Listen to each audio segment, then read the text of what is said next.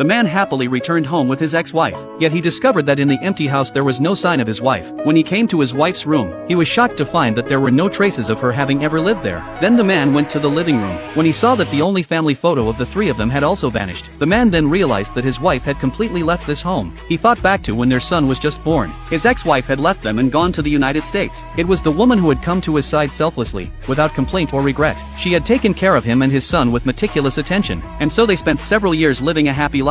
One day the ex-wife suddenly returned. The man denied any relationship between him and the woman. He stated that the woman was merely the housekeeper in this home. The son even said that the woman was always an outsider. He said that after her death, she shouldn't even think of being interred in their family's ancestral tomb. To test the woman's loyalty to him, the man deliberately threw a lighter into the swimming pool, ordered the woman to dive in and retrieve it. Without hesitation, the woman plunged into the icy water. Trembling, she picked up the lighter. Everyone present mocked her as foolish. The woman's selfless devotion to the man and his child was not because the woman was deeply in love with the man, but rather to fulfill the promise she had made to a divine doctor. 6 years earlier, the woman's husband had been on the verge of death. It was the divine doctor who saved her husband's life. To repay the divine doctor's kindness, the woman came to the man and his child's side, promising the divine doctor to care for them for 6 years. Now that the agreed upon time was about to arrive, the ex-wife whom the man had thought of day and night had also returned. Seeing their deep affection displayed in front of her, the woman was not angry. She even went to the kitchen and cooked a meal for them. But the ex-wife had no intention of letting the woman off. She went into the kitchen and threw the prepared soup onto the woman. The man rushed over at the sound. The ex-wife falsely accused the woman of being jealous of her and of losing her temper with her. The man scolded the woman, saying she had no right to lose her temper with his ex-wife, because he and his son had never acknowledged the woman as a mistress of the house. The son also said that they had taken her in earlier, only so that the woman would take care of their daily needs. Now that his mother had returned, he no longer needed the woman as a stepmother. The woman looked at the boy she had raised with great sadness in her heart.